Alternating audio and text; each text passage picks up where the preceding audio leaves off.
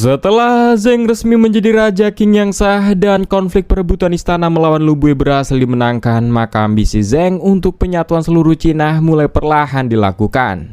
Yang kini pasukan Fei Xin akan dikirim menuju Bukit Haiyang untuk bergabung dengan pasukan utama 50.000 orang yang dipimpin Jenderal Kan Qi untuk berperang melawan Zhao. Sesampainya di titik pertemuan, sebagian mereka semua merasa merinding mengingat gaya kepemimpinan Jenderal Kan Qi yang terkenal bengis dan kejam. Bahkan dia meminta Xin harus tetap waspada sekalipun Jenderal Kan Qi adalah sekutu.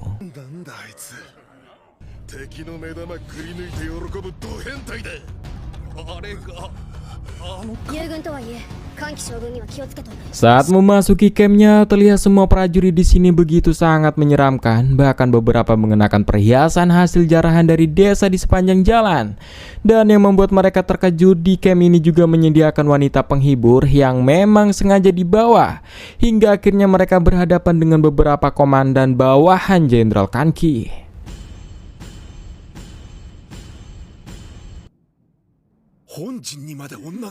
Xin di sini sangat terkejut tanpa ia sadari Jenderal Kan Qi muncul di belakangnya sembari menyambutnya karena sudah datang di campnya. Yang secara spontan Xin lekas mengeluarkan pedangnya. Sempat membuat semuanya heran apa yang dilakukan Xin. Namun bagi Xin entah bagaimana ia merasakan penolakan ketika melihat orang ini, membuatnya spontan menarik pedangnya.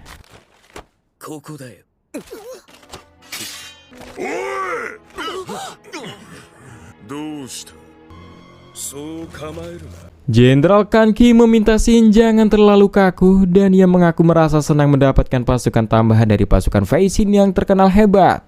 Namun jujur ia kurang suka dengan gaya bertempur kalian yang terlalu disiplin yang seperti remaja puber di medan perang. Dan kali ini Jenderal Kan Qi meminta pasukan Fei Xin untuk mematuhi aturannya, di mana membunuh, merampok dan kejahatan apapun diperbolehkan di sini. Dan Jenderal Kan Qi berharap pasukan Fei Xin bisa belajar bagaimana cara orang dewasa berperang di pasukan ini.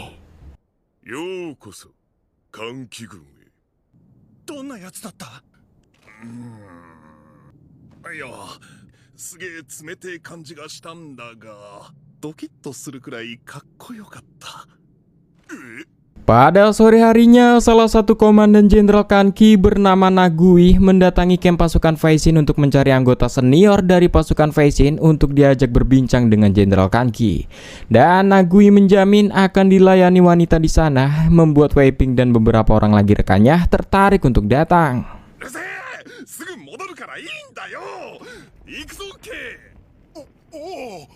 Yang pagi harinya Nagui mendatangi Xin dan memberitahu jika Jenderal Kan Qi mempunyai kebiasaan melakukan pertukaran prajurit. Itu dilakukan agar semua pasukan saling mengenal dengan baik. Dan dia sendiri Nagui, komandan 1000 orang dari pasukan Jenderal Kan Qi, diutus untuk bergabung dengan pasukan ini. Sementara itu dari pasukan Fei Xin sudah ada Wei Ping dan lainnya yang mewakili. Hingga tiba-tiba terdengar sinyal dari camp pusat untuk mulai bergerak menuju Bukit Haiyang. Yang kini 50.000 pasukan Kan Qi dan 8.000 pasukan Xin yang totalnya 58.000 pasukan Qing mulai berangkat menuju Bukit Haiyang untuk melawan Zhao. Sementara itu di kota Lian, negeri Zhao, pasukan Zhao mulai siap menuju Bukit Haiyang, di mana pasukan kota ini dipimpin jenderal sekaligus wali kota Lian bernama Jenderal Jihui dengan kedua wakilnya bernama Ma Cheng dan Liu Dong. Yang tidak lama setelah itu datang pasukan utama dari pusat yang dipimpin Jenderal Kingxi dengan ditemani dua bawahannya bernama Yu Ying dan Jin Mao. Di sini Jenderal Kingxi meminta Jihui untuk menjadi wakil utamanya.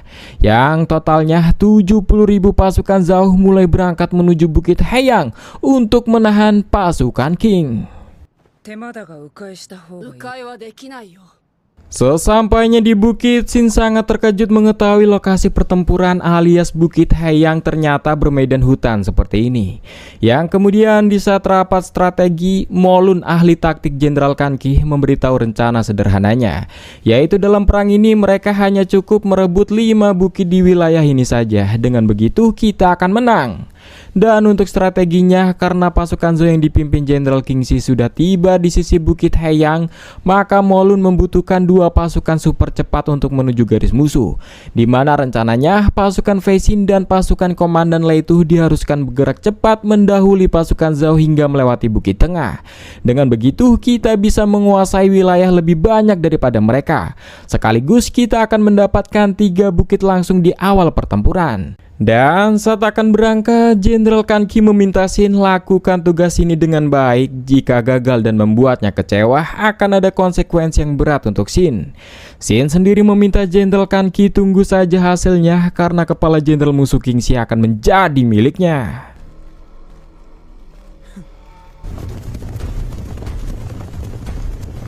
Singkatnya, pasukan Fei Xin mulai maju lurus ke dalam hutan sesuai rencana, dan di sini Qiang Lei akan memisahkan diri sebagai pasukan pengintai.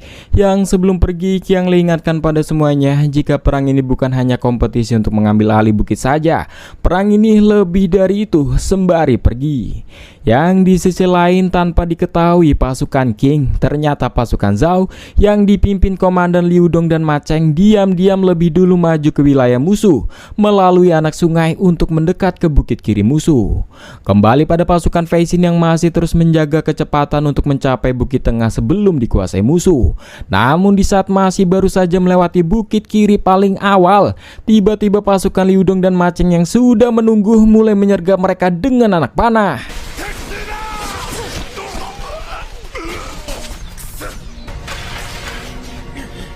Sempat heran mereka bisa-bisanya disergap di sini. Xin bersama pasukan infanteri berat mulai menuju arah tembakan panah. Namun sayangnya itu hanya pengalihan, di mana serangan utama musuh adalah menyerang dari belakang dari 2 arah, membuat pasukan Fei Xin sangat kerepotan di sini.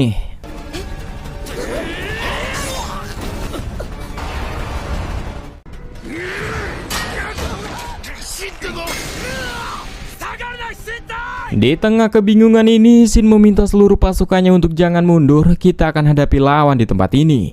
Hingga akhirnya Xin dikejutkan dengan salah satu bukit milik mereka sudah berhasil dikuasai oleh musuh. Yang hal itu juga diketahui oleh Jenderal Kan Qi yang ada di bukit sisi kanan. Walau begitu, Xin masih enggan menyerah dan lanjut menghadapi Ma Cheng.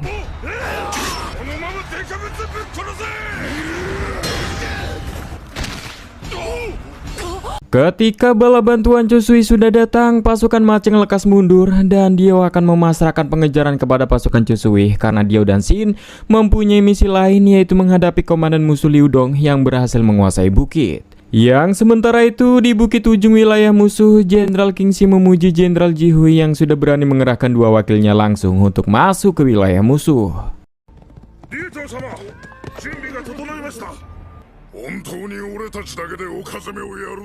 Sebelum menyerang bukit itu, dia sangat yakin pasukan Zhou yang menguasai bukit itu jumlahnya tidaklah besar, yang karena dugaannya pasukan itu datang melalui anak-anak sungai yang tidak kita ketahui. Dan hal itu mustahil dilakukan pasukan dengan skala besar, yang seharusnya pasukan Fei Xin bisa menghadapi pasukan kecil itu dengan cukup taktik sederhana saja.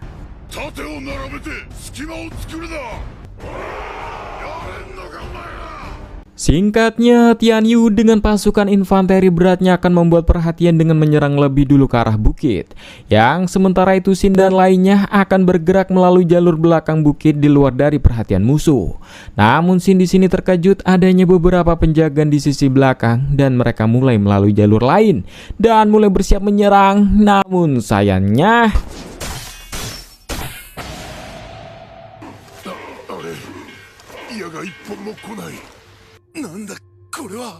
ya, di sini Xin akhirnya menyadari barusan saja dia dipermainkan oleh 2 unit pasukan musuh itu.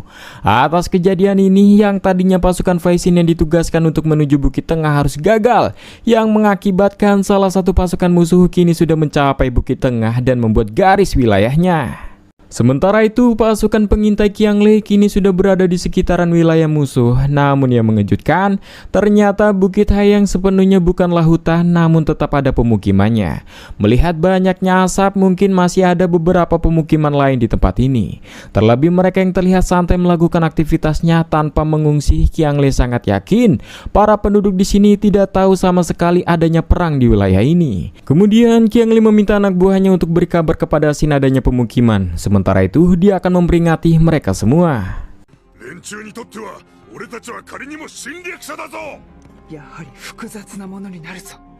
Kemudian kita akan berpindah pada pasukan kedua King yang bergerak maju menuju Bukit Tengah, yaitu pasukan Laitu, yang juga Wei Ping dan rekannya bergabung di pasukan ini karena program pertukaran prajurit. Wei Ping yang penasaran dengan komandan Laitu, Bayin yang orang lama di pasukan Jenderal Kan Ki, memberitahu jika pimpinannya komandan Laitu sangatlah kuat, bahkan Jenderal Kan Ki dahulu sangat kesulitan untuk menundukkannya.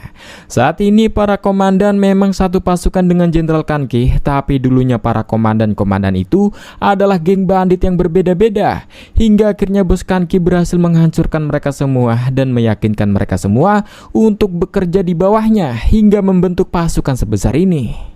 Namun bukan hanya komandan Laitu saja yang kuat di pasukan bos Kan Ki. Contohnya komandan Zeno, orang dengan badan besar dan buas yang mampu mematahkan leher kerbau dengan satu tangan. Terlebih para anak buahnya sangat suka bertarung dan tak segan terjun ke situasi berbahaya. Sebuah pasukan liar dan buas yang selalu saja haus akan darah. Kemudian dari geng Sagui, mereka adalah kelompok paling brutal di tentara bos Kan Ki yang tak segan menebas dengan senjata mereka. Bisa dibilang orang yang paling malang di dunia ini adalah ketika tertangkap oleh geng itu. Jelas, mendengar itu membuat Wei Ping sangat panik hingga tiba-tiba muncul Jenderal Kan Ki dan bawahannya yang sedang memantau situasi pasukannya. Mengingat formasi Fei Xin yang ada di sebelah kiri sudah sangat berantakan, yang sementara itu berkat strategi cerdas Jenderal Jihui yang mengirim dua pasukannya Liu Dong dan Ma Cheng maju ke depan, mereka sebentar lagi akan mendapatkan Bukit Tengah.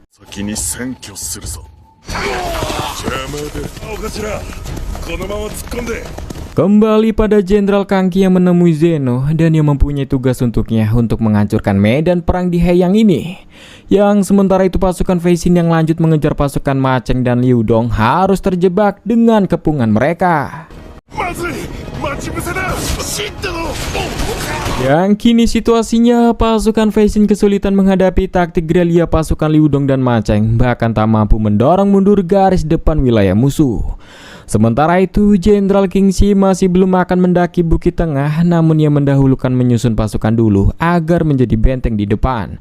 Selain itu, Jenderal Kingxi masih harus waspada karena dia sama sekali belum mencium strategi dari Jenderal Kan Ki. Ya, sesuai arahan dari Jenderal Kan Ki, kini Zeno sudah mengamuk di garis depan pasukan musuh. Yang di sini Bayin pasukan infanteri yang masih di belakang memberitahu Wei Ping jika rencananya komandan Zeno dan Laitu yang sudah ada di depan diminta Jenderal Kan Ki untuk mengamuk di barisan depan musuh sebelum Bukit Tengah diambil oleh mereka. Mengingat bukit itu sangat strategis dan terlalu berbahaya jika bisa dikuasai oleh mereka.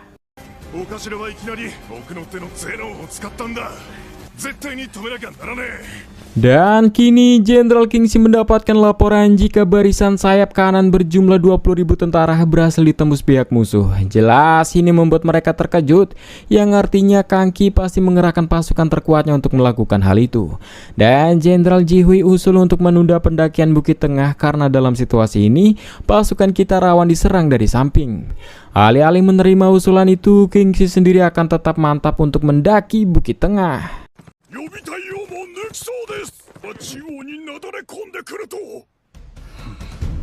Yang kemudian di saat komandan Laitu dan Zeno yang mengetahui pasukan musuh mulai berani mendaki Bukit Tengah, mereka lekas mengamankan pertempuran di sisi kanan untuk lekas menyergap pasukan musuh pendaki itu. Namun sayangnya jalan menuju bukit lekas diblokir dengan menumbangkan pohon dan mereka harus melewati bawahan Jenderal Kingxi bernama Yu Yeng. Namun tanpa mereka sadari, tepat dari arah samping di pasukan baris kedua yang ada di belakang sudah ada pasukan Jenderal Kingxi yang menyergap.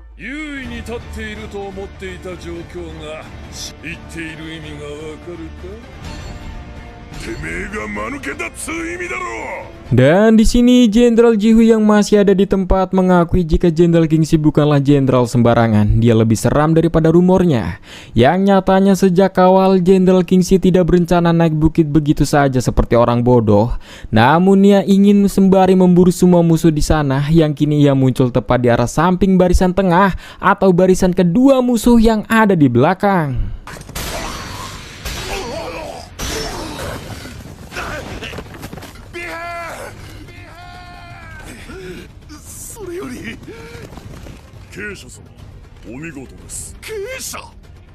Alasan Jenderal Kingxi menyerang barisan tengah atau barisan kedua komandan Lai itu yaitu untuk memisahkan bantuan mereka yang ada di belakang, yang dengan begitu seluruh pasukan Zhao bisa berkonsentrasi mengepung tentara Lai itu dan Zeno yang ada di depan, membuat pasukan Lai itu dan Zeno berada di dalam situasi putus asa di mana mereka terkepung dan terisolasi. Di sini Jinmo yang mengenal Jenderal Kingxi adalah jenderal tipe insting. Bahkan menurut Limu, Kingxi seperti laba-laba tangguh yang menyebar jaringnya dan menunggu lawan terperangkap dalam jaring yang dia sebar. Yang kini tanpa sadar Jenderal Kanki sudah menyentuh jaring laba-laba itu.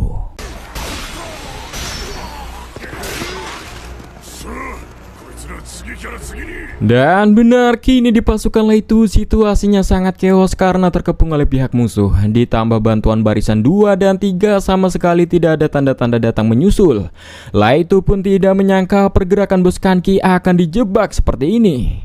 Seperti yang dikatakan Lai itu, hal seperti ini di luar dari prediksi Jenderal Kanki. Namun di sini ada sesuatu yang tidak diketahui oleh musuh maupun Jenderal Kingxi, yaitu pasukan mantan bandit seperti mereka memiliki cara khusus untuk menangani situasi ini.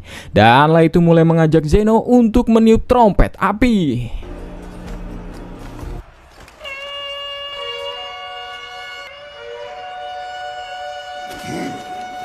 Trompet api sendiri adalah sinyal mundur atau bubar dari peperangan apapun situasinya ketika mereka benar-benar sudah terpojok, di mana mereka akan terus berlari menjauh tanpa memperdulikan apapun termasuk rekannya sendiri, demi menghindari situasi yang jauh lebih buruk lagi dan berbahaya daripada mereka harus dibantai di sana.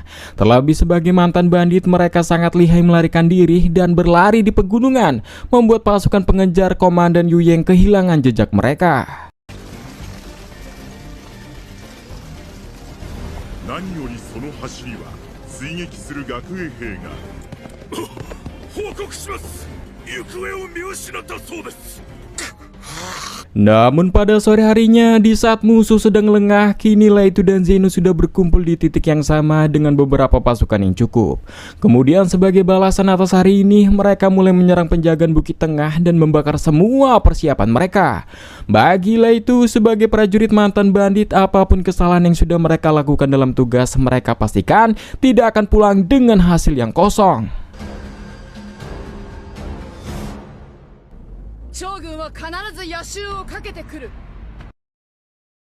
Berpindah ke pasukan Fei Xin, di sini mereka berkemah dan masih harus waspada kemungkinan serangan musuh yang tiba-tiba di malam ini.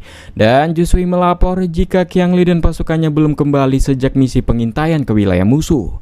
Yang bersamaan datang laporan lagi adanya surat dari pasukan utama Jenderal Kanki.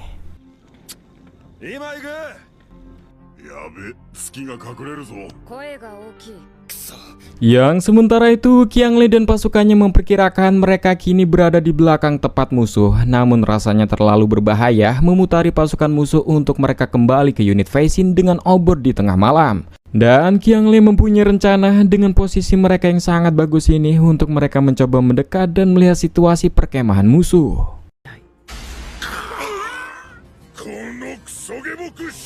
Yang sementara itu datang utusan dari Jenderal Kanki. Karena Shin sudah gagal dan membuat kacau rencana, maka Shin harus dihukum dengan satu tangan dipotong. Namun anehnya utusan itu malah lebih dulu yang siap dipotong oleh Shin.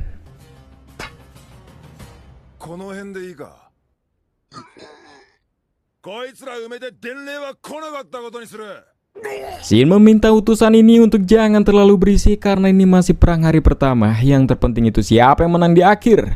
Dan meminta utusan itu untuk sampaikan pada Jenderal Kanki jika dirinya akan bertanggung jawab atas kesalahannya. Dan untuk selanjutnya kami unit Fei Xin akan menciptakan kesempatan untuk membalikan keadaan perang, sekaligus dirinya yang akan membawakan kepala Jenderal Kingxi. Dan di sini juga dia menjanjikan di hari esok pasukan Fei Xin akan berhasil menembus pasukan baris depan musuh. Sementara itu, Qianglei kini sudah berada di dekat camp musuh. Qianglei sendiri akan mencoba masuk ke dalam untuk menghabisi komandan musuh secara senyap dan meminta bawahannya lari jika terdesak. Namun tindakan ini sempat dilarang bawahannya karena terlalu berbahaya.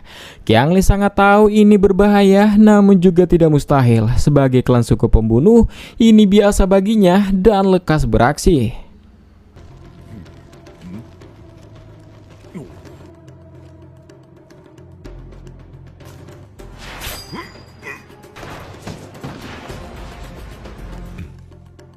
Sayangnya di sini Liu Dong, salah satu komandan Zhao, bisa mengetahui jika seseorang datang menemuinya. Melihat Liu Dong memegang sebuah boneka, Qianglei yakin Liu Dong adalah penyembah Labubu dan sekaligus memberitahu jika ia datang untuk membunuh Liu Dong. Sempat heran ada orang yang bisa melewati penjagaan campnya hingga ke sini. Sembari menjatuhkan obor sebagai sinyal, Liu Dong tak akan membiarkan pasukan Qing menembus Heiyang.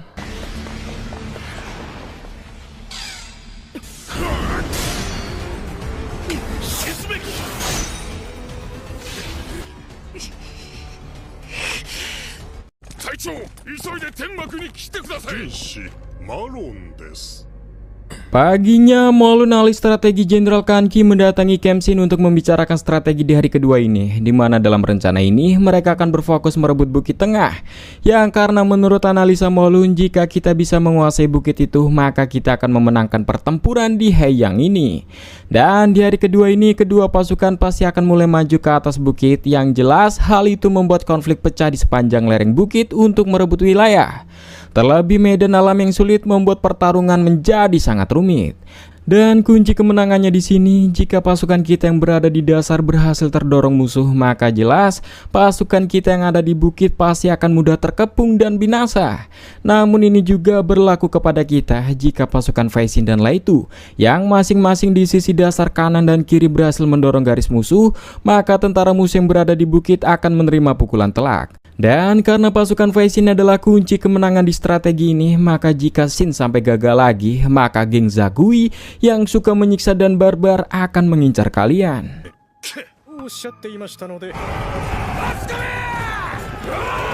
Keesokannya, saat perang sudah pecah, pasukan Fei Xin di sini berhasil memenangkan di garis pertempuran sisi kiri. Namun anehnya, musuh tidak sekuat kemarin, membuat dia curiga hingga akhirnya di depan mereka terkejut dengan adanya sungai lebar dengan arus yang deras, memisahkan pasukan Fei Xin dengan wilayah musuh. Terlebih sungai ini terlalu dalam hingga mustahil dilewati, ditambah pasukan musuh yang siap menghujani panah jika mereka berani mendekat.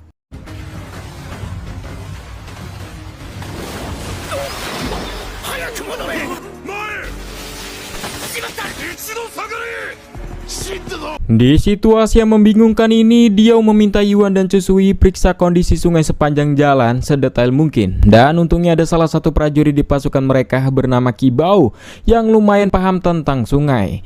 Xin di sini ribut karena tak ada waktu untuk melakukan hal ini. Diao tahu ini waktu mendesak karena kita harus mendorong garis musuh sebelum tengah hari. Namun tetap saja dalam situasi ini kita tidak boleh asal-asalan menyeberangi sungai. Oleh karena itu kita butuh strategi khusus. Meminta Xin percayakan saja kepadanya.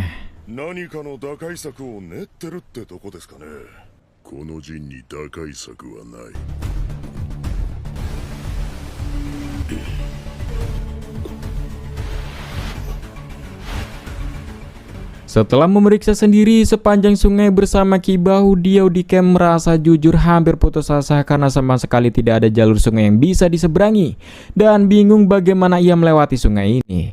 Namun seketika Diao ingat Xin pasti dalam situasi ini tidak akan mudah menyerah, tidak peduli setinggi apa dindingnya, Xin dan semuanya pasti akan bisa melewatinya. Oleh karena itu, dia tidak akan menyerah begitu saja. Singkatnya, Diao keluar dan memberitahu jika dia sudah membuat beberapa simulasi untuk menyeberangi sungai tanpa jembatan dan perahu.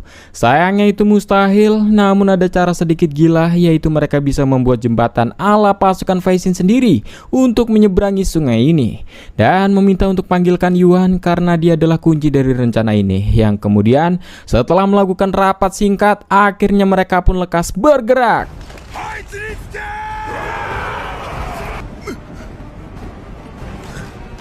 蝶の奴らに見せつけてやろうぜ。 Yang setelah semuanya berpencar ke titik yang sudah ditentukan, kini dia sudah berada di salah satu lokasinya. Dan diketahui sebelumnya bersama Kibao, dia menemukan dua jalur yang memungkinkan untuk diseberangi. Pertama, titik lumayan dangkal di bagian tengah, di mana dia menempatkan pasukan Garo yang kuat untuk melewati jalur itu, sekaligus akan dipimpin oleh Shin sendiri. 川底の道に気づいた。王地なんだよな。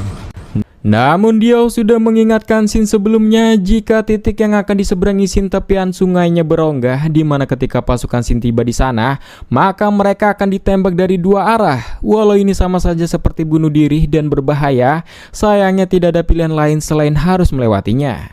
Dan ketika perhatian seluruh pasukan musuh sudah berfokus kepada pasukan Fei Xin, maka di titik lain Diao, Chusui dan lainnya akan melewati titik sungai yang kedua.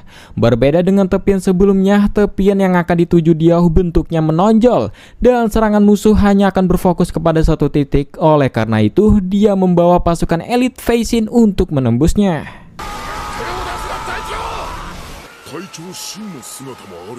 Dan di sini Maceng yang ada di tepian mendengar kabar jika di sisi kanan ada pasukan lain yang juga ikut menyeberang. Dan ini sesuai prediksi dari Liu Dong, jika kemungkinan pasukan Fei Xin akan membagi dua pasukan dengan titik yang berbeda untuk menyeberangi sungai. Yang kemudian bersama pasukannya Maceng lekas menuju sisi kanan. Namun faktanya sejak awal Diao tidak akan menaklukkan sungai ini menggunakan dua tim saja. Namun ada tim ketiga rahasia sekaligus yang akan menjadi kunci kemenangan mereka di sini. Sayangnya lokasi ketiga yang akan diseberangi tidaklah dangkal, justru arusnya sangat deras dan berbahaya. Bahkan karena tepian yang terlalu buruk dan penuh tebing, pasukan musuh tidak ditempatkan di sana. Singkatnya, Kibao berhasil sampai di seberang dengan susah payah, dan baginya melewati arus seperti ini mustahil dilakukan orang biasa, dan mulai mengaitkan tali di batu besar. Dan mulai dicoba salah satu prajurit, namun sayangnya ia harus terbawa arus saking derasnya. Ditambah kini air merah mulai datang, menandakan rekan mereka yang ada di sisi lain sedang berjuang. Sempat ragu sebelumnya, kini mereka tak mungkin akan diam saja ketika yang lainnya sedang berjuang, dan Yuan mulai memimpin menyeberangi sungai. Dan rencana dari Diao ketika tim 3 yang dipimpin Yuan berhasil ke seberang, mereka harus lekas menyergap musuh dari sisi kanan mereka, yang hal itu akan memberikan Shin dan lainnya kesempatan mendarat ke tepian, kemudian mengamankan wilayah untuk membiarkan yang lainnya lewat. Itulah rencana Diao sejak awal. Namun sebelumnya Garo kurang yakin jika Letnan Yuan bisa melakukan tugas yang penting ini.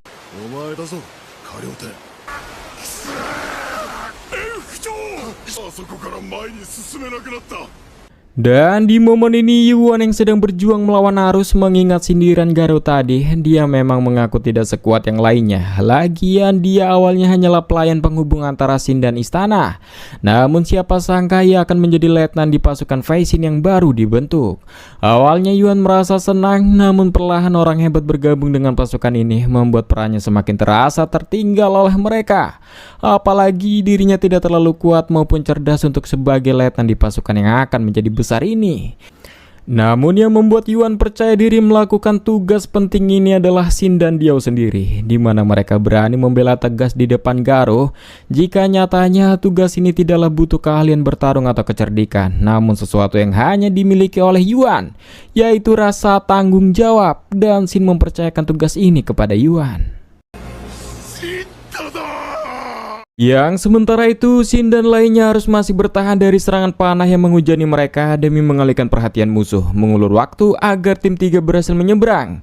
Hingga akhirnya yang ditunggu-tunggu pun tiba, di mana pasukan Yuan berhasil sampai dan lekas menghabisi pasukan di tepian samping.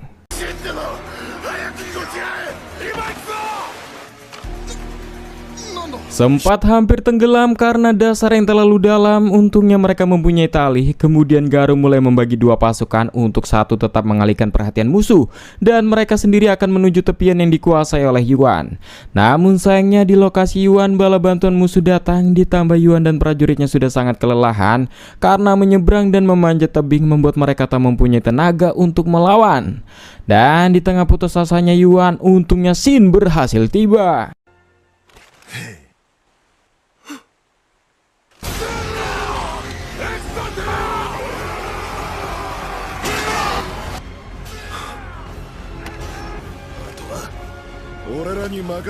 Komandan Maceng yang ada di tepian sisi kiri menerima laporan jika pasukan penyeberang Faisin yang di sisi kanan berhasil sampai. Dan kini jumlah mereka ada sekitar 500 orang dan akan terus bertambah. Jelas hal ini mengejutkan hingga datang lagi laporan kedua jika pasukan tepian sisi kanan sudah berhasil dihabisi pasukan Faisin. Dan kabar buruknya mereka semua siap menyergap kemari.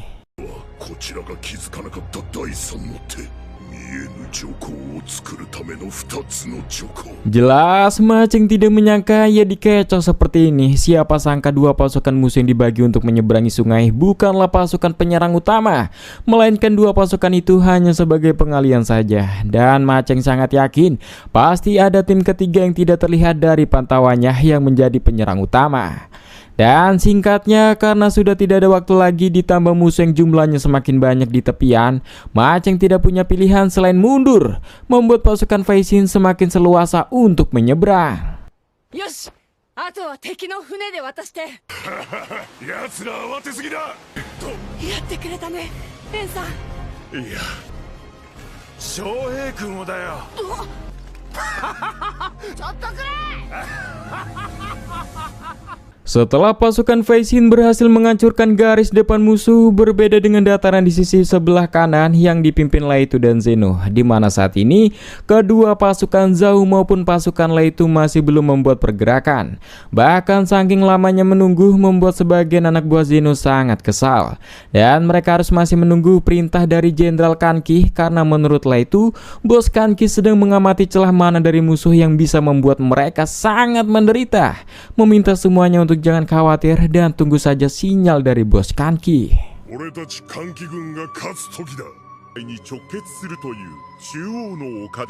Berbeda situasi di tengah bukit di hari kedua ini, pasukan Jimo dan Molun sudah pecah dengan jumlah pasukan yang masing-masing seimbang. Namun perlahan peperangan di bukit sisi kanan, pelan-pelan pasukan King berhasil mendominasi, membuat garis depan musuh perlahan terdorong. Yang diketahui sisi kanan dipimpin ajudan Kanki bernama Komandan Heiying, sosok pimpinan pilih kasih, yang mana prajurit tua diabaikan dan yang berondong diberi bantuan saat terdesak.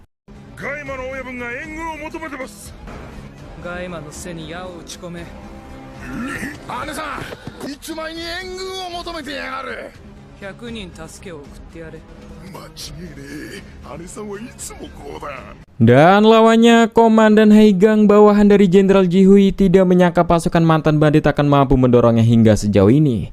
Dan karena tidak ingin membebani pusat untuk meminta pasukan bantuan, Jenderal Heigang memerintahkan pasukan cadangan untuk lekas dikerahkan. Kembali pada Heiying yang mendapatkan laporan jika pasukan Faisin yang berperang di dasar berhasil mendorong garis musuh ke hutan. Sempat resah dengan situasi bawah, namun Heiying kini bisa lega mendengar kabar itu dan mereka sekarang bisa fokus mengincar komandan musuh.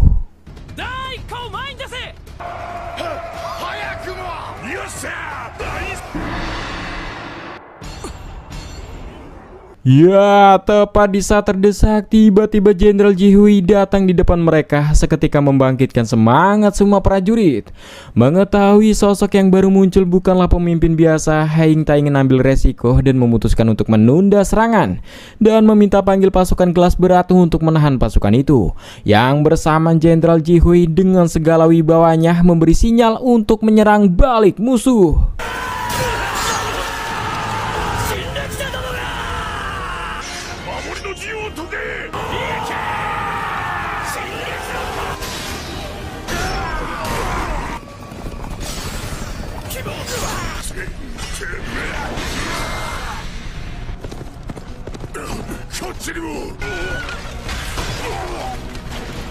Karena situasinya sudah berbalik arah, dengan sangat terpaksa Heiying harus menarik mundur pasukannya. Dan siapa sangka, selain Jenderal Kingxi ada satu lagi jenderal yang sangat merepotkan. Dan hasilnya, pasukan Jihui berhasil mendorong balik garis wilayah.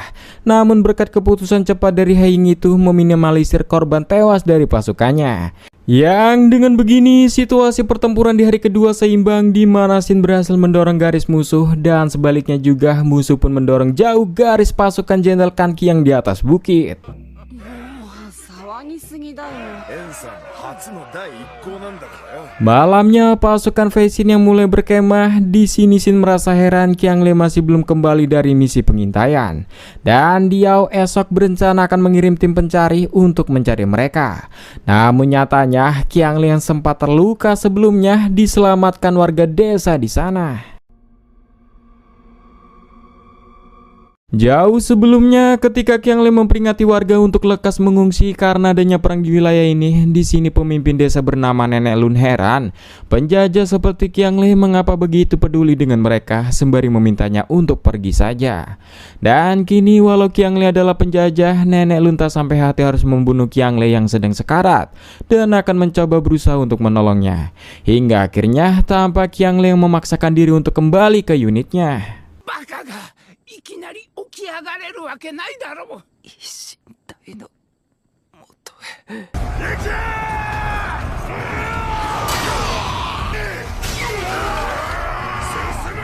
Kembali pada Maceng yang mendapatkan laporan jika pasukan Fei Xin terus berhasil mendorong garis depan pertahanan membuat pasukan mereka semakin terdesak. Ditambah untuk saat ini Maceng tak mempunyai siasat apapun untuk menghadapi mereka yang terlalu kuat itu.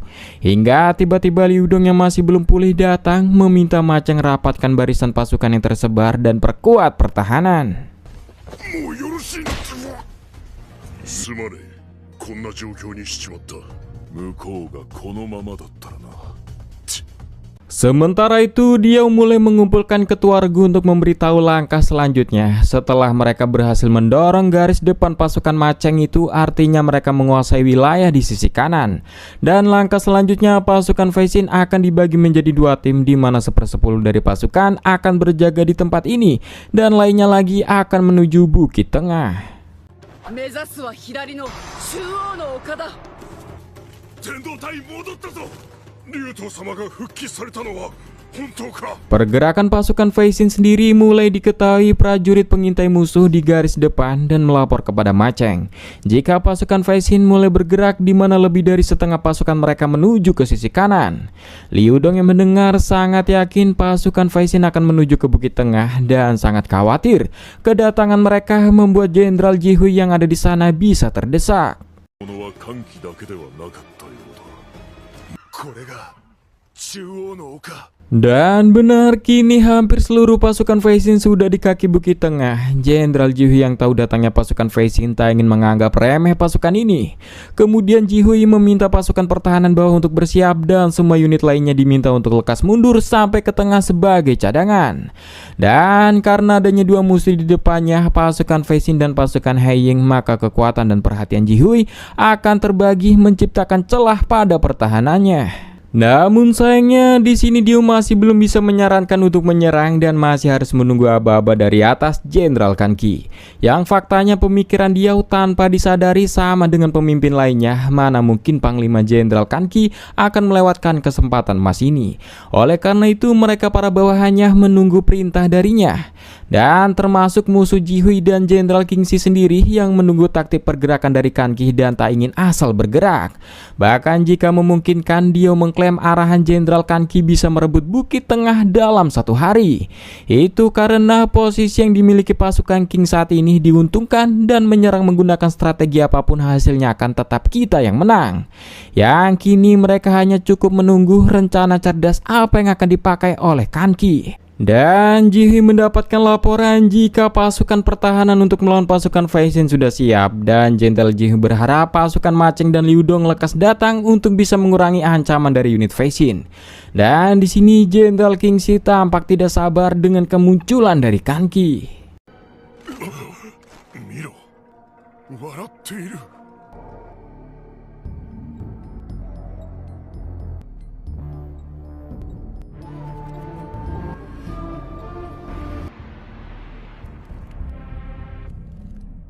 Berjam-jam mereka menunggu hingga hari sudah sore. Semua komandan unit di pasukan Kanki mulai merasa janggal karena tidak ada sama sekali perintah dari pusat dan mulai mengirim utusan untuk ke markas menemui Jenderal Kanki. Sempat terjadi keributan di markas karena semua utusan memaksa ingin bertemu dengan jenderal hingga tanpa terasa kini hari mulai petang, membuat semua pihak pasukan Jenderal Kanki maupun musuh terheran-heran mengetahui tidak ada perintah dan pergerakan apapun dari Jenderal Kanki di momen krusial seperti ini.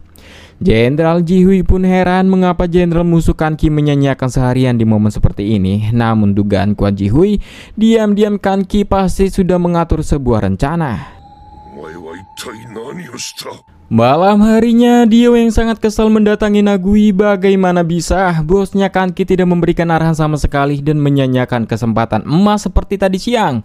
Padahal pasukan Faisin sudah bergerak sesuai rencana untuk mendorong garis depan musuh lalu menyergap Bukit Tengah. Nagui membenarkan jika bosnya Kanki suka bermain-main di setiap situasi, tapi juga bosnya Kanki sangat tidak suka menyanyiakan peluang.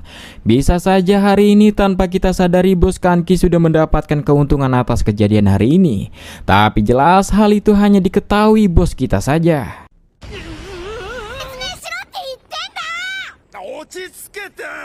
Tidak hanya pasukan luar seperti Faisin, pengikutnya seperti Haiying dan Molun pun juga tidak expect bos mereka Kanki tidak melakukan pergerakan sama sekali di hari ini.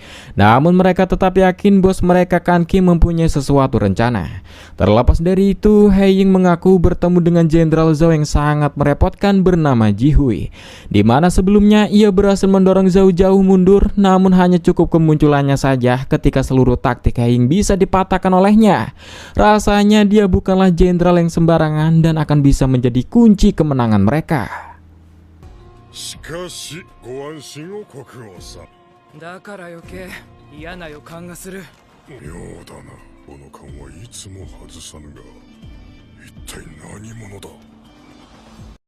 Di sisi lain, Qiangleng sudah sadar diminta Nenek Lun untuk istirahat saja karena Qiangleng masih belum cukup sehat untuk kembali ke rekannya. Qiangleng bertanya kenapa nenek mau menolong penjajah sepertinya. Nenek ini memberitahu jika desa ini sudah ada jauh sebelum negeri Zhao berdiri.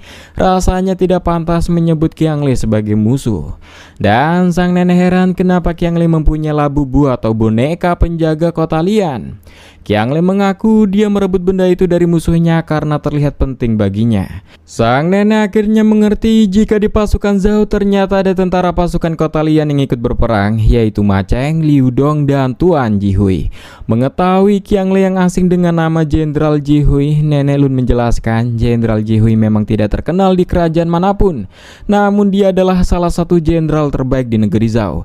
Karena setelah tragedi besar di kota Lian di masa lalu membuat Jenderal Jihui memutuskan untuk tidak ikut berperang besar lagi. Di mana 15 tahun yang lalu di kota Lian, Ma Cheng, Liu Dong, dan Jihui mudah melihat sendiri di hadapan mereka ketika seluruh orang dewasa dan penguasa kota itu semuanya terbunuh dibakar di hadapan mereka karena konflik perbatasan Lian yang masih belum jelas.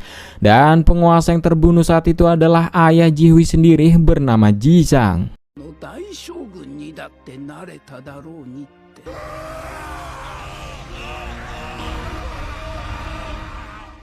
Waktu itu kota Lian berperang melawan kota yang bernama Anhe untuk perebutan wilayah. Karena dikira pertempuran kecil, ibu kota Han dan Zhao tidak mengirim utusan perdamaian.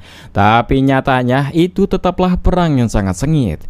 Saat itu pasukan Lian dipimpin pemimpin kota Lian bernama Tuan Ji Chang yang memimpin warganya dengan cara yang bijaksana. Pasukan Anhe sendiri dipimpin penguasa kastil bernama Tang Han yang memerintah dengan tangan besi. Walau jumlah tentara Anhe 2 kali lebih banyak, namun Tuan Ji Chang bersama veteran-veteran yang terampil miliknya berhasil mengimbangi musuh. Ditambah dengan bintang baru yang masih muda yaitu Jihui, Liu Dong, dan Ma Cheng, arus perang berhasil didominasi oleh pasukan Lian. Dan jelas melihat putranya yang mulai berkembang di medan perang membuat Tuan Ji Chang sangat bangga kepada mereka. Hingga tiba peperangan selanjutnya yaitu Perang Danhu, perang yang tidak akan pernah dilupakan oleh semuanya. Di mana di saat itu kota Lian membawa semua pasukan yang ada, sementara itu pemimpin kota Anhe menghabiskan seluruh uang mereka untuk merekrut besar-besaran pasukan lokal, menjadikan jumlah mereka 5 kali lebih banyak dari pasukan Lian. Walau perang sempat berkecamuk dan sangat tidak imbang, tapi pada akhirnya Jihui muda berhasil menerobos barisan depan pasukan Anhe dan membunuh pimpinannya, Tuan Tang Han, yang hal itu memberikan kemenangan pada pasukan Lian. Namun sayangnya perang tidak hanya berhenti di perang Danhu ini saja. Ketika sisa-sisa pasukan Anhe kalah melarikan diri, pasukan Lian terus mengejar mereka. Namun tanpa mereka sadari, karena kecerobohan itu benteng Lian jatuh ke tangan musuh, yang mana memimpin penyerangan itu adalah putra dari Tang Han sendiri yang bernama Tang Jun. あんかは決戦に打って出た。だが最後は李願が見事に勝利した。落とされてしまったのじゃ。 Tang Jun sendiri adalah si pengecut. Selama perang Danhu berlangsung, dia hanya berada di kastil Anhe. Namun mengetahui kekalahan ayahnya di medan perang, dia memimpin pasukannya sendiri untuk menyerang kota Lian yang sedang lengah, dan hanya berisikan prajurit-prajurit yang terluka saja, seperti Ma Cheng dan Liu Dong, yang membuat mereka tidak berdaya ketika serangan itu terjadi. のわずかな衛兵を引き連れて吸収したのじゃ。城内にいた兵士は Yang akhirnya Lian pun jatuh ke musuh, di mana anak-anak, wanita, dan orang tua menjadi sandranya Tang Jun. Dan sebagai ganti para sandera, Tang Jun meminta nyawa Tuan Jichang dan seluruh bawahannya untuk menyerahkan diri sebagai gantinya. Jichang dan seluruh bawahannya pun bersedia, dan di sini Tuan Jichang juga tahu putranya Jihui pasti tidak terima dengan keputusannya. Namun yang perlu diketahui, selain sebagai pemimpin pasukan, dirinya adalah pemimpin kota ini, dan sudah sewajarnya seorang pemimpin akan mengorbankan nyawa untuk warganya. Dan mengingatkan suatu saat Jihui akan mengemban tanggung jawab yang sama sepertinya, dan menitipkan kota Lian ini kepada putranya.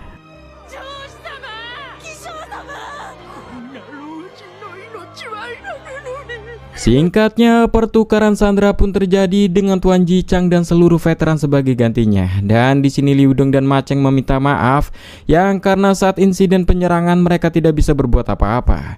Tuan Jichang sendiri bersyukur mereka selamat dan meminta mereka untuk tolong jaga putranya Jihui, sembari memberikan hadiah jimat boneka kepada mereka sebagai kenang-kenangan. Eksekusi ini pun diawasi pejabat pusat termasuk Limu, dan memperingatkan dengan dieksekusinya pemimpin Lian, maka Tang Jun pewaris Anhe dilarang untuk memerangi maupun menyentuh warga Lian sedikit pun, dan jika melawan maka dianggap memberontak. Dan alasan Tang Jun sendiri membiarkan Jihu untuk tetap hidup agar dia merasakan hal yang sama dengannya saat kehilangan ayah. Yang lekas eksekusi pun dimulai, dan Tuan Jichang menyerahkan kepemimpinan kota Lian kepada Jihui.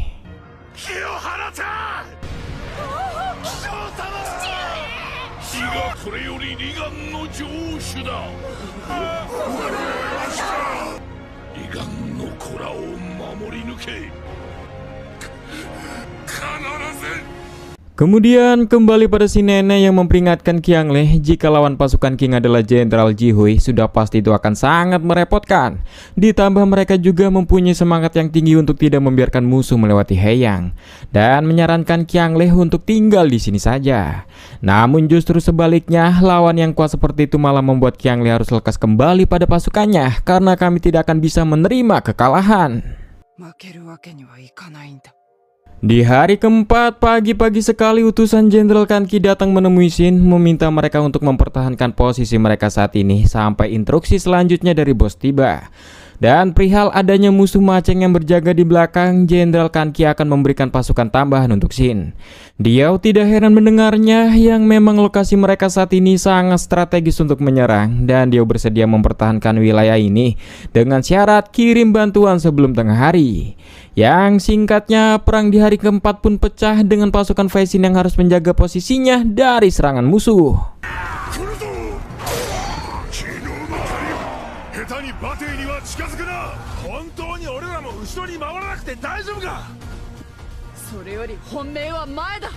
Menuju tengah hari, pasukan yang dijanjikan untuk Fei Xin belum tiba, yang sementara itu pertarungan di Bukit Tengah masih terdiam tanpa adanya pergerakan.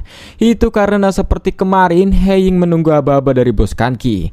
Dan jelas hal ini membuat Jihui bertanya-tanya apa yang sebenarnya yang sedang direncanakan oleh Kanki. Dan jelas yang paling kesal di sini adalah Jenderal Kingxi sendiri. Dia merasa Kanki memang sengaja melakukan perang yang berlarut-larut hanya demi menutupi niatnya.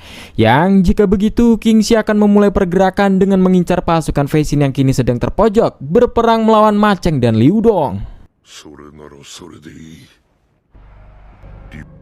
どういうつもりかわからぬが、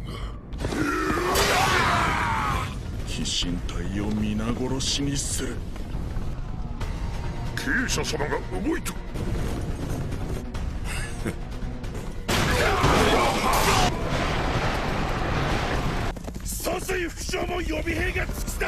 Diao di sini yang mengetahui sedang diserang dari dua arah benar-benar kebingungan, khawatir serangan Jenderal Kingxi akan memisahkan pasukan Fei Xin, dan itu semakin memburuk situasinya. Hingga akhirnya Xin berhadapan dengan jenderal utama musuh yaitu Kingxi. Kingxi pun yang melihat dari jauh mengenal sosok Xin, di mana Jenderal Limu menjadikan Xin dan Kanki sebagai target, dan ia berencana akan menghabisinya. Sembari Xin yang menantangnya jika Kingxi mampu.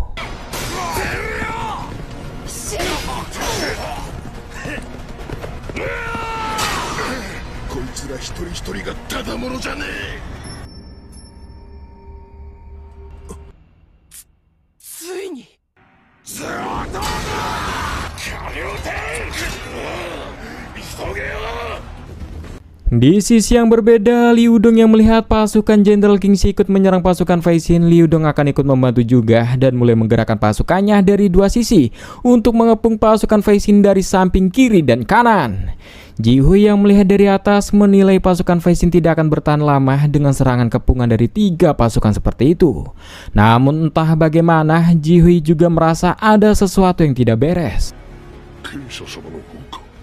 Tidak hanya Jenderal Jihui, itu juga dirasakan oleh Komandan Jinmo yang memimpin perang di sisi lain. Saat ia mendengar pasukan Jenderal Kingxi mulai terjun menyerang pasukan Fei Xin, Jinmo merasa ini tidak seperti cara perang Jenderal Kingxi yang menunggu lawannya masuk ke dalam jebakan seperti biasanya. Namun saat ini Jenderal Kingxi seperti tidak sabaran karena Kanki yang tidak lekas muncul. Atau jangan-jangan dugaan buruknya selama ini Kanki memang sengaja perang berlarut-larut membuat ia kesal untuk menunggu Kingxi bergerak duluan ke medan perang. Dan di sini Kanki yang mendengar julukan Jenderal Kingxi adalah pemburu senyap membuatnya tersenyum kecil karena faktanya Kingxi sendiri sangatlah tidak sabaran.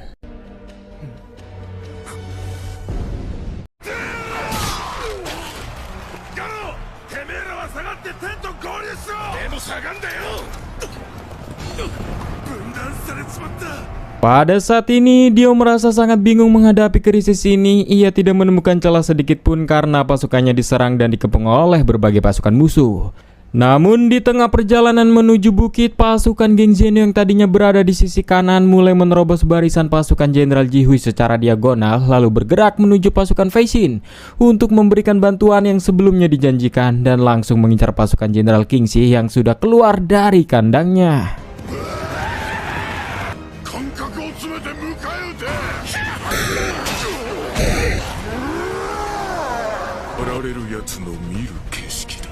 Di sisi lain, Jinmo yang mendengar bahwa pasukan Jenderal Kingxi sedang diserang balik oleh musuh. Hal ini membuat Jinmo yakin bahwa Jenderal Kingxi sudah dijebak. Ia pun teringat perkataan Limu, Jenderal Kingxi adalah tipe panglima yang selalu menunggu lawannya untuk membuat kesalahan. Namun jika sampai Jenderal Kingxi berani meninggalkan markasnya, besar kemungkinan ia sudah terperangkap dalam jebakan musuh dan berada dalam bahaya besar. Inilah alasan kenapa Kanki memulai serangan yang sangat membosankan pada hari ketiga kemarin dengan menjadikan pasukan Fei Xin sebagai sasaran empuk agar memancing Kingxi keluar dari pertahanannya. Dan saat Jinmo berniat membantu Jenderal Kingxi yang sedang terdesak, sayangnya pasukan Molun mulai berdatangan untuk menghadang mereka.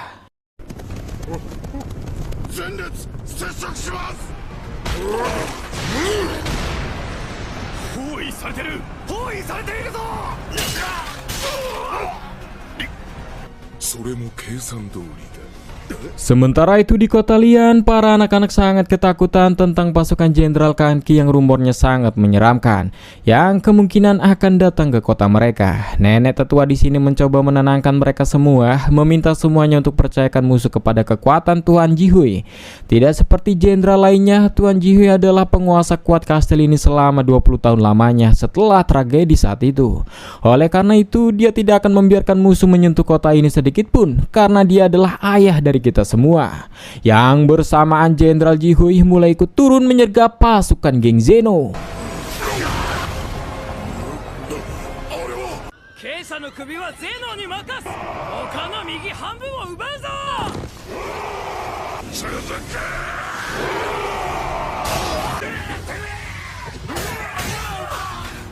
ダメだ、連行もやられた。もうすぐ飢餓を訪れる。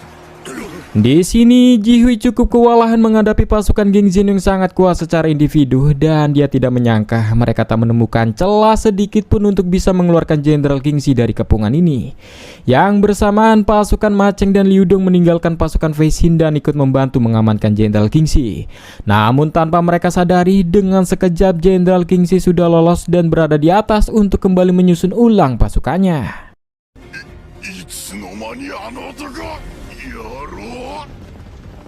Yang kini geng Zeno akan dihadapi oleh Maceng, namun sayangnya Zeno akan diambil alih oleh anak buah Kingxi dan meminta mereka untuk urus saja pasukan musuh yang dipimpin He Ying yang sedang menyergap pasukan Jenderal Jihui yang ada di bukit.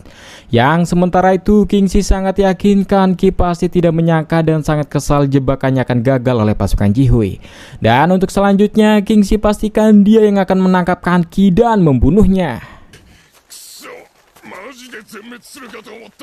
Sementara itu pasukan Fei Xin selamat dari kepungan berkat pasukan Maceng dan Liu Dong yang pergi menyusul Jenderal Jihui. Namun jumlah mereka untuk saat ini tidak terlalu banyak, dan karena mereka kini sedang tidak diawasi oleh musuh, Xin mengusulkan mereka untuk melakukan buruan besar. Yang kebetulan sebelumnya Xin melihat pasukan Kingxi mendaki bukit. Rasanya ini adalah kesempatan kita untuk mendapatkan kelapa Jenderal Kingxi. Dia di sini setuju untuk menyergap Jenderal Kingxi sebelum ia membentuk kembali pasukannya. Dan karena pasukan pribadi Jenderal Kingxi sangat kuat, oleh karena itu kita akan lakukan misi ini dengan sekali serangan yang mematikan.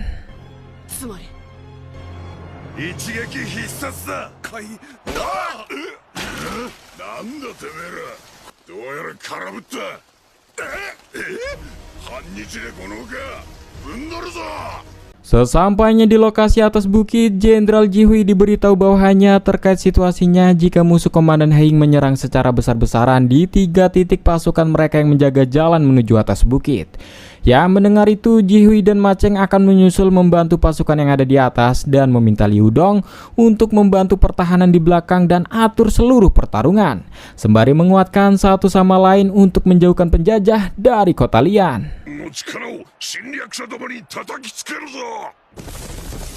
Yang tak lama setelah itu, kini tampak pasukan Fei Xin mulai menuju lokasi Jenderal Kingxi dengan mencoba menerobos semua penjagaannya. Yang hal itu diketahui pasukan Liu Dong yang jelas tak membiarkan mereka untuk lewat.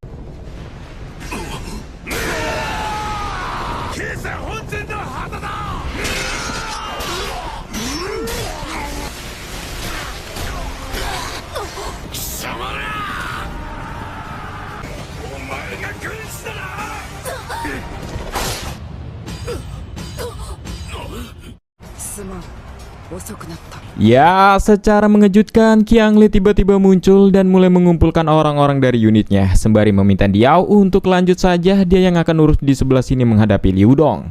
Dan Xin mempercayakan pada Qiangli, sementara itu mereka akan lanjut untuk mengincar Kingxi.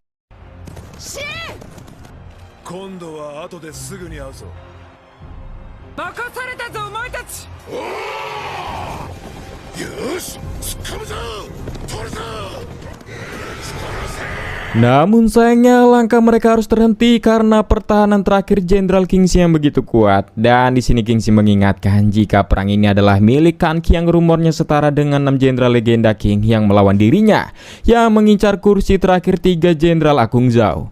Yang jelas ini adalah pertarungan 2 raksasa dan pasukan Fei Xin masih butuh 5 tahun lagi untuk berhadapan dengannya.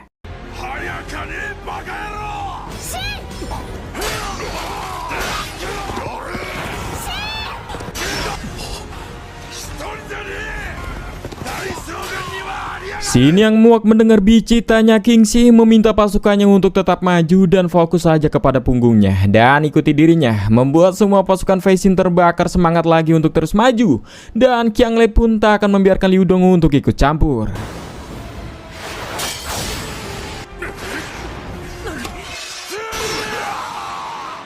Dirasa masih terlalu berbahaya, Kingxi memerintahkan unitnya untuk mereka berpindah naik ke bukit menuju tempat Jin Mao sembari menyusun ulang pasukan di sana. Jelas melihat Kingxi yang mulai berpindah membuat Diao kesal mereka masih belum bisa menembus pertahanan di sini. Namun untungnya pelarian pasukan Kingxi lekas dihadang Nagui dan 4 pasukannya. Walau itu mustahil akan bisa menahan mereka. Namun untungnya Shin dan unitnya berhasil menembus pertahanan dan langsung menuju Kingxi yang hendak kabur. やっぱ無理か。警察登った隊長。 Di tengah situasi ini, Qiangle masih seorang diri mencoba menghadapi Liu Dong dan pasukannya. Dan di sini Tian Yu dan yang lainnya akan menghadapi trinya, meminta Shin urus saja ikan besarnya.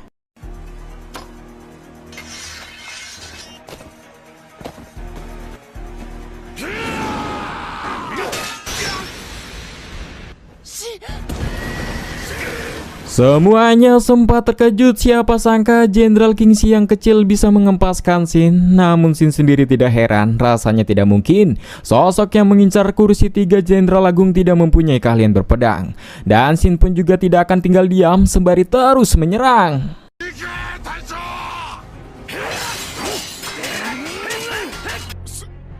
すげえ。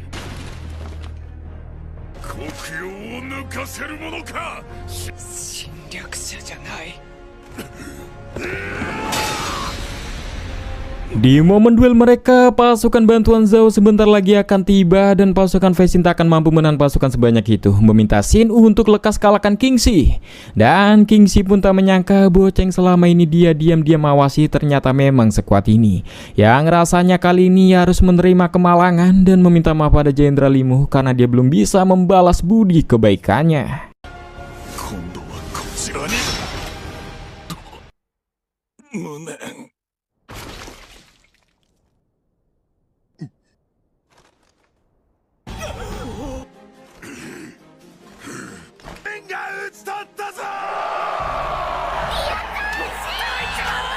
Ya, Shin di sini berhasil mengalahkan panglima musuh Jenderal Kingxi dan karena sudah tidak ada waktu lagi, Nagui meminta semuanya untuk lekas kabur menghindari pasukan bantuan musuh. Yang sementara itu Qiangle sendiri berhasil mengalahkan Liu Dong dan melihat Liu Dong yang begitu mengkhawatirkan kotanya, Kota Lian. Di sini Qiangle meminta Liu Dong pegang janjinya jika pasukannya tidak akan menyakiti Kota Lian, sembari memberikan boneka yang pernah ia rebut sebelumnya. Yang bersamaan musuh semakin dekat, untungnya Shin lekas menyusul Qiangle yang kelelahan.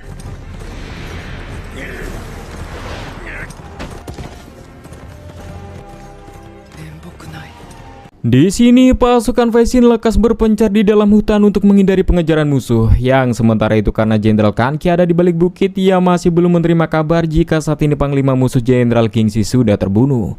Namun jelas kabar kematian Kingxi langsung terdengar cepat oleh para komandan Zhao. Di sini Jenderal Jihui tak bisa menantangis kehilangan saat mendengar Jenderal Kingxi dan bawahannya Liu Dong sudah terbunuh. Sembari menenangkan Ma Cheng yang juga tak kuasa menerima kenyataan ini, Liu Dong saudara mereka terbunuh. Namun di sini Jihui meminta Ma Cheng untuk tetap kuat dan ia akan pasrahkan peperangan di sisi kiri bukit pada Ma Cheng. Sementara itu Jihui dirinya akan ke puncak menemui Jin Mao untuk menenangkannya. Singkatnya, Jin Mao sudah putus asa kehilangan tuanya Jenderal Kingxi yang sudah ia layani bertahun-tahun, yang rasanya mereka memang harus lekas mundur dari bukit ini. Namun Jihui mencoba meyakinkannya untuk mereka harus melanjutkan perang ini karena Jihui yakin pasukan Zhao seluruhnya masih belum sadar jika Jenderal Kingxi sudah tewas. Oleh karena itu Jihui meminta mereka berdua untuk tetap rahasiakan kematian Jenderal Kingxi dan tetap berjuang di sini membakar semangat seluruh pasukan. Dan memberitahu jika tujuan King adalah menguasai wilayah Heiyang ini karena adanya benteng alam yang penuh dengan bukit. Dan jika sampai mereka membangun markas di wilayah ini, maka jelas itu akan menjadi awal invasi pasukan King yang tiada hentinya ke negeri Zhao, membuat Zhao yang harus terpaksa menarik mundur garis perbatasan. Itulah tugas kita sekarang, mencegah mereka untuk menguasai Heiyang. Jin Mao pun di sini memahami dan akhirnya dia setuju untuk berjuang di sini hingga akhir.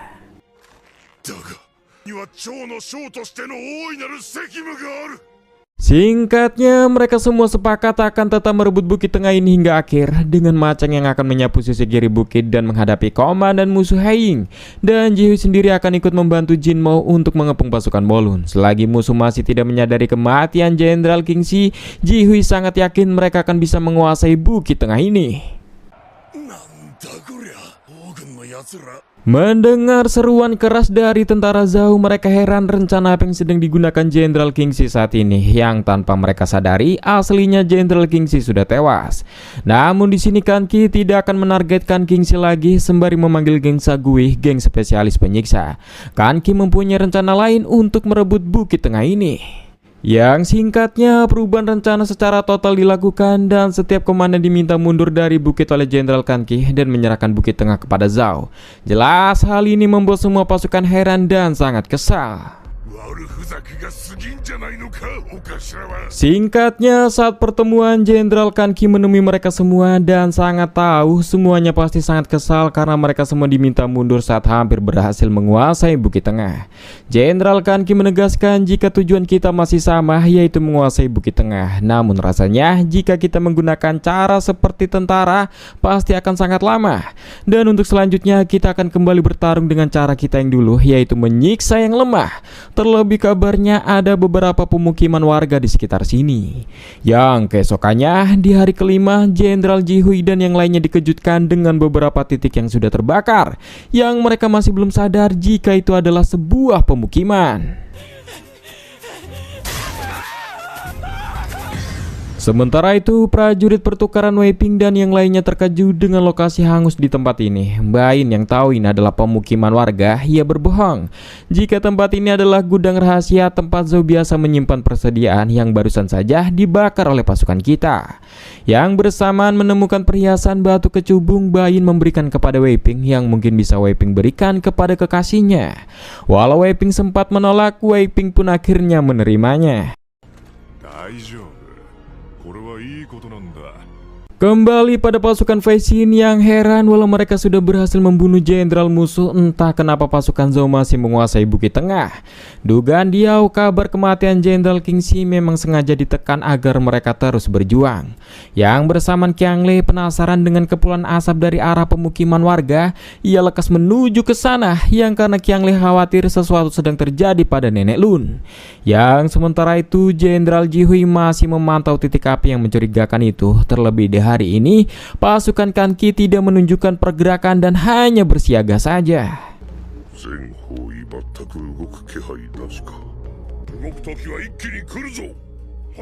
Di sini pasukan Fei Xin yang sampai ke titik lokasinya, ternyata tempat itu adalah sebuah pemukiman yang terbakar. Namun anehnya tidak ada mayat satupun di lokasi. Hingga Xin merasakan firasatannya di sebuah jalan, hingga akhirnya mereka semua melihat pemandangan yang sangat mengejutkan dan sangat biadab.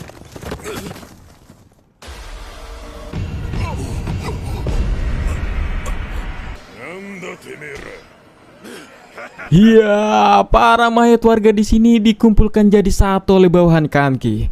Dan Xin menanyakan dengan penuh amarah apa maksud mereka melakukan ini semua. Namun jelas Qiangle di sini yang sangat tidak percaya ini terjadi. Di depannya sendiri ia melihat jasad Nenek Lun yang sudah menolongnya kemarin.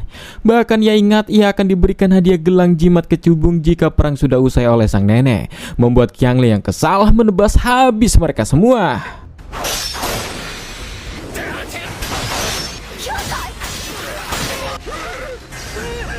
Mengetahui ini adalah perintah dari Jenderal Kanki, Xin dan Qiangle lekas menuju markas pusat.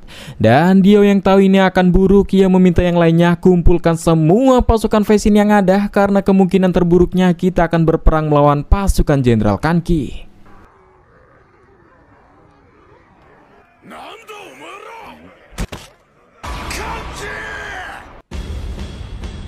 Xin yang menemui Kanki sangat marah, di mana Kanki sudah membiarkan Bukit Tengah direbut padahal mereka sudah berjuang mati-matian. Dan kini kalian malah menjarah dan membunuh para warga yang tak berdaya. Kanki meminta Shin jangan terlalu serius, lagian dia hanya membunuh dan menjarah, itu juga agar kita bisa menang. Sembari Lai itu yang geram memberi Shin pelajaran dan menegaskan jika ini adalah situasi normal. Kita menginvasi Zhao sama dengan rakyat Zhao harus mati. Yang bersamaan Shin yang benar-benar muak, lekas menghajar balik.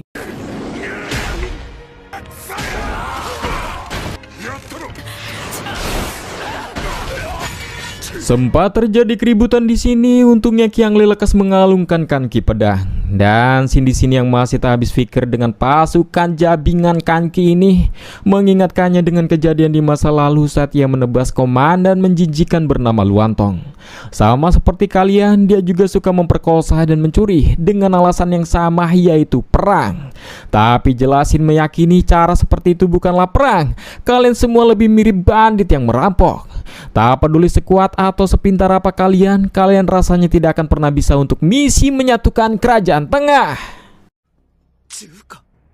統一 Semuanya sempat terkejut dengan rencana penyatuan Cina. Di sini Bos Kanki juga mengakui Shin adalah bajingan yang terbaik yang pernah ia temui dan sangat yakin Shin pasti ingin mengakhiri perang menuju era perdamaian. Tapi justru bukankah niat Shin juga sangat jahat? Karena penyatuan Cina itu artinya kita akan menghancurkan seluruh negara musuh sampai mereka tidak bisa melawan, kemudian menyita tanah dan kekayaan mereka. Bukankah itu sebuah genosida? Qiangle meminta Shin untuk diam saja karena sia-sia membicarakan hal itu kepada Kanki. Tapi yang jelas, apa gunanya membunuh seluruh warga desa padahal pasukan Fei Xin sudah berhasil membunuh jenderal utama musuh, Jenderal Kingxi.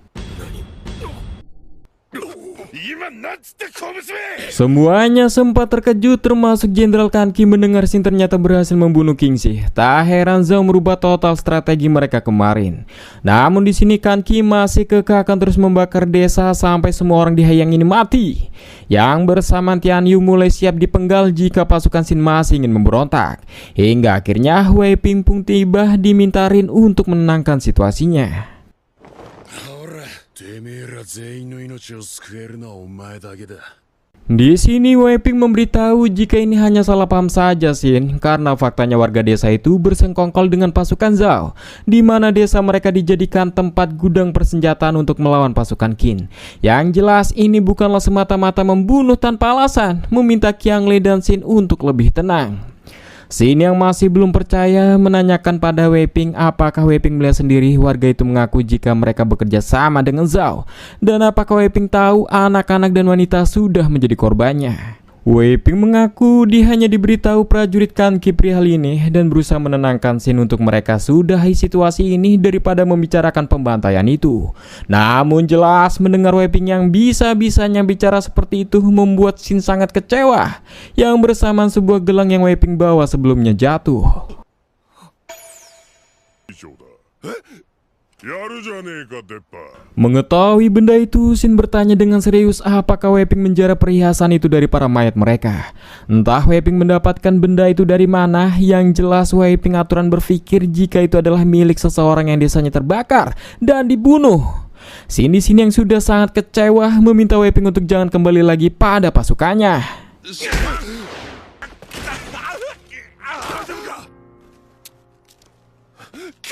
Jelas Qiangle tahu itu gelang siapa, dan Qiangle yang sudah sangat kecewa juga heran dengan Wei Ping. Sudah bertahun-tahun bersama Shin, bahkan dari desa yang sama dengannya. Namun tetap saja Wei Ping tak mengerti Shin dan tak mengerti prinsip yang dipegang pasukan Fei Xin sama sekali. なんだこりゃ。 Karena situasinya sudah sangat rusak, Kanki meminta mereka untuk lekas pergi saja. Dan jika Shin datang untuk memintanya berhenti membakar desa, maka dia akan berhenti sebelum ia berubah pikiran.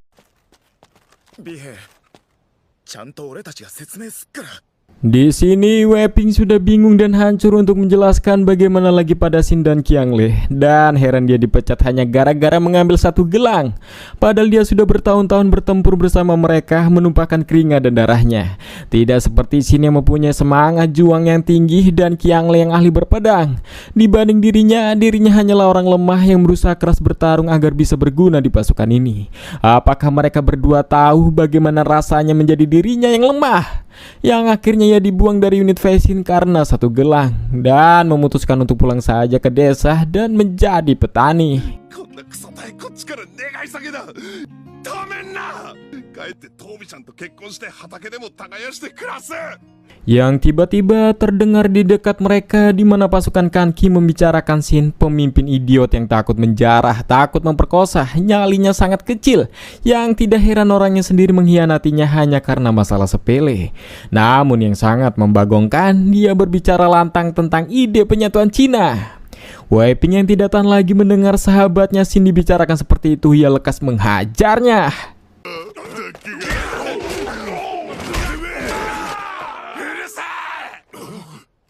Wei Ping di sini tak membiarkan mereka menghina dan mengejek Shin. Justru Shin sangat hebat, dia tidak mencuri ataupun memperkosa. Bahkan adiknya Wei Dao mengorbankan nyawa untuk melindungi Shin, karena Shin memang sehebat itu. Semua pasukan Feisin sangat tahu Shin tidak bisa main-main dengan masalah moral, seperti mencuri, memperkosa, membunuh yang tak bersalah. Dan kami sebagai unitnya tidak bisa menyangkal harus menghadapi godaan itu. Tapi karena kita semua sangat menyukai Shin sebagai pemimpin, semua godaan itu tidak menjadi penting lagi, dan kami semua bersedia mempertaruhkan nyawa untuk bertarung bersamanya karena sehebat itulah Shin kami.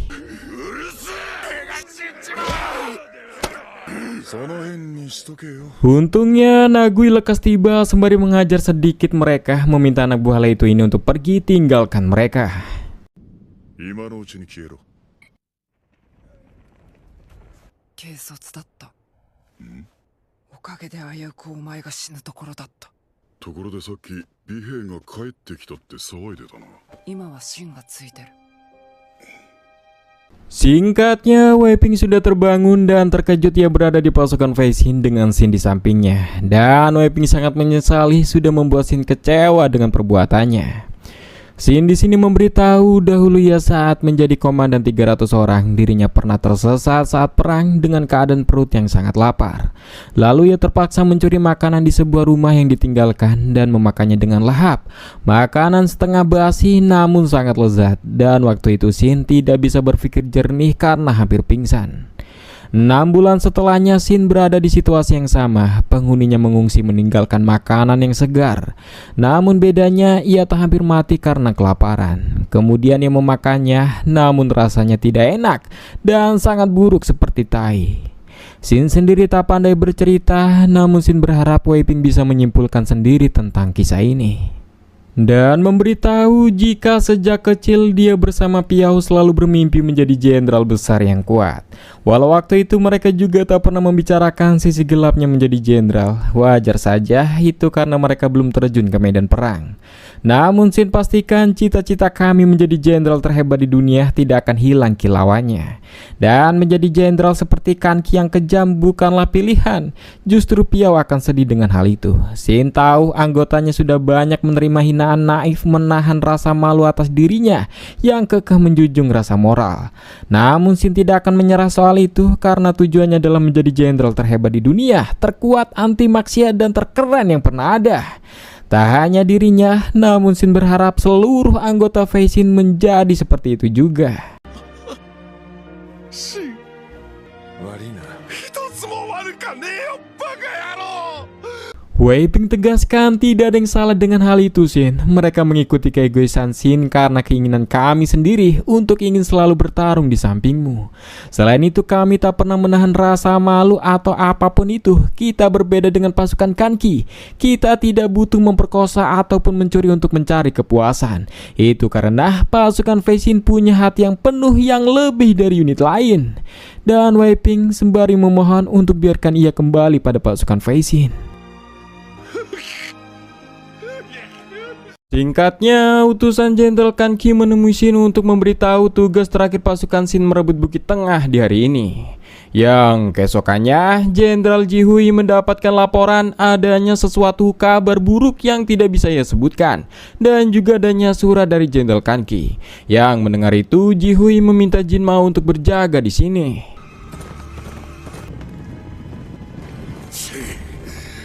一体何だってんだ。聖子上司、あの聖子寺が。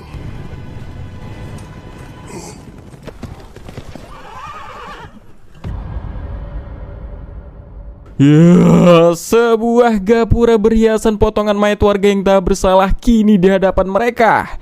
Jelas ini adalah pemandangan yang sangat mengerikan. Alih-alih menggunakan mayat tentara, Kanki memilih warga Heiyang yang tak tahu apa-apa. Kemudian surat dari Kanki mulai dibacakan yang isinya teruntuk Komandan Jihui. Saya Kanki kagum atas apa yang sudah dilakukan Jihui di medan perang. Dan sebagai wujud kagum ia persembahkan kepadamu patung mayat raksasa ini. Meminta Jihui lihat baik-baik pemandangan ini yang karena pasukannya akan melakukan hal yang sama dan lebih kejam di Castilian. Yang bersamaan bel pengintai berbunyi dikabarkan jika kini pasukan bendera Kanki mulai bergerak menuju arah Castilian. Singkatnya, Jihui dan seluruh pasukannya akan mantap untuk mundur kembali ke Castilian untuk mencegah Kanki. Namun jelas di sini Jin Mao sangat menolak, ia tak mau usaha mereka menjadi sia-sia mempertahankan wilayah ini. Dan sangat yakin pergerakan Kanki adalah perangkap untuk memancingmu keluar dari bukit. Dan pasti Kanki juga sudah menyiapkan pasukan penyergap di sekitaran sini setelah kau pergi. Sempat terjadi perselisihan antara Yu Yeng dan Ma Cheng, namun Jin Mao meminta Yu Yeng berhenti sebelum dua pasukan Zhao bertempur di bukit ini. その前に俺がてめえをこの戦いの勝ちか負けのどちらを選ぶかという歓喜から Entah keputusan apa yang akan diambil Jihui nantinya, namun ia tegaskan jika pasukan Jenderal Kingxi diutus bukan untuk menyelamatkan kota Lian, tapi melindungi negeri Zhao ini. Dan jika sampai wilayah Heiyang ini direbut King, itu artinya akan ada invasi yang terus berlanjut di daerah sekitar dan membunuh banyak lagi warga Zhao. Dan sejak awal tujuan kita bertarung dan mengorbankan nyawa di sini adalah untuk menghentikan itu semua. Namun jika Jihui memilih mundur untuk mempertahankan kota Lian, itu artinya seluruh daerah barat Zhao akan hilang hanya karena satu kastil di Lian. Sebesar itu resiko yang Jihui harus pilih.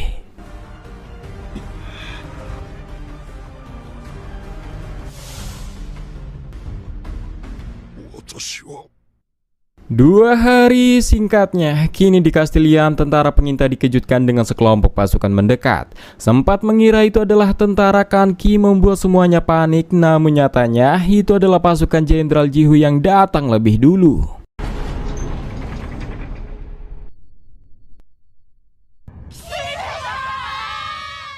Di sini Jihui meminta semua bawahannya dikumpulkan untuk lekas melakukan persiapan perpindahan untuk meninggalkan kota Lian. 2日前に遡る 飛信隊だけじゃない Dan 2 hari sebelumnya, di saat detik-detik Jihui meninggalkan Bukit Tengah menuju kota Lian, sesuai perkiraan Jin Mao, kini pasukan Fei Xin dan pasukan Kanki lainnya sedang bersembunyi menunggu pasukan Jenderal Jihui meninggalkan Bukit Tengah untuk mengejar pasukan Kanki.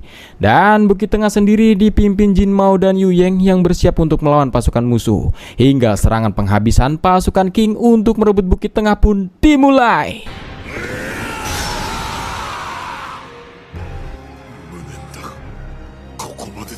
Yang hingga akhirnya di pertempuran di hari kelima ini pasukan Zhao menyerah setelah serbuan bertubi-tubi dari pasukan King, membuat Bukit Tengah berhasil dikuasai sekaligus menjadi kemenangan telak bagi pasukan King. Sementara itu ketika pasukan Kanki sudah di tengah jalan menyadari dan sangat yakin pasukan Jihui mengikuti mereka, Kanki lekas memecah pasukannya untuk kembali ke Bukit Tengah. Dan sesampainya di sana, kini Bukit Tengah sudah jatuh ke pihak mereka. またどっかから女連れてきてやがる Malamnya dia menjelaskan garis besarnya kepada yang lainnya jika hal ini menunjukkan kengerian dari sosok Jenderal Kanki. Setelah kita berhasil menghabisi Kingxi kemarin, Kanki diam-diam mengubah targetnya menjadi Jihui. Kemudian ia memanggil geng Sagui, pasukan tipe penyiksa, untuk menginterogasi pasukan Lian sampai mereka mengungkapkan masa lalu dari Jihui. Setelah informasi didapat, Kanki langsung menghentikan pertarungan Bukit Tengah dan menyerahkan bukit cuma-cuma pada pasukan Zhao. Dan di saat mereka sibuk membentengi bukit, diam-diam Kanki membakar semua desa di Heiyang, kemudian mengumpulkan mayat penduduk lalu menghadiahkannya kepada Jihui sebagai ancaman, sembari menargetkan kota Lian yang selanjutnya. Memaksa Jihui harus mundur dari Bukit Tengah untuk melindungi Lian, dan kemudian Zhao kalah di hari ini. yang dengan sangat terpaksa dia mengakui membakar desa kemudian menggunakan mayat penduduk sebagai senjata untuk menyerang kelemahan Jihui. Itulah yang membuat kita menang di perang ini. Tapi yang jelas cara ini sangatlah mengerikan, yang bahkan ahli strategi seperti Limu dan Tuan Changping tidak akan pernah menggunakannya. Namun ini juga menunjukkan kehebatan sosok dari Jenderal Kanki. この丘は取ってからの砦かも難題だったが、そして何より数だ。半分以下だったんだ。 半分以下。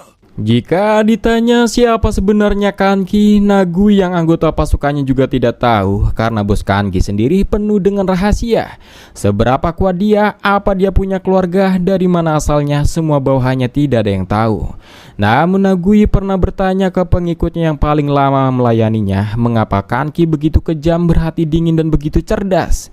Jawabannya karena amarah. Di dalam dirinya Kanki mempunyai amarah yang bisa melebur batu, rasa amarah terhadap apapun. ちょっと待ってよ。まだ8000のうち5000くらいはいますよね。慶社本陣の奇襲を受けた時にボロボロに。あれはもういいて、もういいか。シン。歓喜は今何してる？が心配なく上で楽しくやってます。 Yang singkatnya, sementara mereka akan menjaga bukit ini untuk beberapa hari bersama Qiangle, Shin mengakui dan harus menerima jika mereka memang menang dengan cara ini. Qiangle pun mengakui Kanki sangat kuat, namun rasanya harus ada yang bisa mengekangnya agar tidak berbuat jauh. Shin setuju, oleh karena itu dia harus bisa melampaui Kanki dan menjadi jenderal hebat sebelum Kanki dan menolak kalah darinya. 先は難しいな。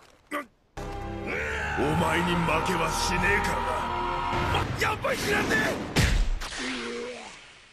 Kemudian kemenangan Kanki Daehyang ini sudah terdengar di seluruh kerajaan tengah, dan karena pasukan Faixin sempat membangkang kepada Kanki, itu menghapus pencapaian mereka membunuh Jenderal Kingxi.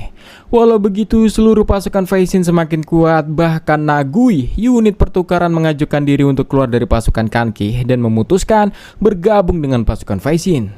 Dan jika ditanya alasannya, MBG di sana lebih enak.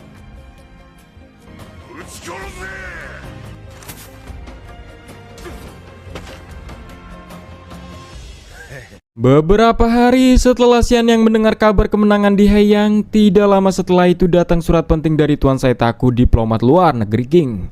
Yang kemudian 2 hari setelahnya, Xian yang kedatangan pawai kereta yang dijaga ketat oleh banyak pasukan, yang ternyata berisikan Limu dan Raja Qi. 生徒長が真に来庁した。一体どういうおつもりですか、サイタク様。 Di sini semuanya sempat marah kenapa Saitaku mengundang Limu ke istana. Namun faktanya Tuan Saitaku aslinya hanya mengundang Raja Qi saja. Namun saat meminta izin melewati perbatasan Zhao, selain membayar dengan emas, ternyata pihak Zhao mengajukan syarat untuk Limu bergabung juga dalam pertemuan ini. Dan Saitaku terpaksa mengajaknya. Karena ini adalah pertemuan 2 negara besar kerajaan barat dan timur, Saitaku meminta Raja Zheng sebagai raja yang berambisi menyatukan kerajaan tengah untuk beradu silat lidah dengan Raja Qi dari timur. 人目につかぬ法貴殿で密かに執り行います。とにかく西欧。 Dan saat ingin lekas menuju Aula Fengji, tempat pertemuannya, ternyata Raja Qi dan Saitaku memilih untuk melakukan pertemuan di tempat terbuka. Lagian Raja Qi mengaku datang hanya ingin merasakan aura pria pemimpin kerajaan Qing. おお、うまそうだな。これは何だ。 Singkatnya, di pertemuan ini hanya ada 4 orang saja, yaitu Raja Qi dan Raja Zheng beserta Tuan Saitaku dan Tuan Changwen yang akan ikut menyimak, dan yang lainnya diminta untuk pergi. 球児たちも全員下がれ。 Diawali Raja Qi ke-8 bernama Jian, dia memperkenalkan diri dengan penuh wibawanya. Dilanjutkan Zheng yang membalas memperkenalkan diri sebagai Raja Qing ke-31 bernama Yingzheng. Sebelum lanjut ke pembicaranya, Zheng di sini sangat berterima kasih pada Raja Qi yang 4 tahun lalu bersedia menarik mundur pasukannya dari aliansi 6 negara yang menyerang Qing saat itu. Raja Qi sendiri mengaku tidak tahan melihat King diserang 6 negara sekaligus dan pastinya jika King kalah tanahnya akan dibagi-bagi untuk 6 kerajaan tersebut.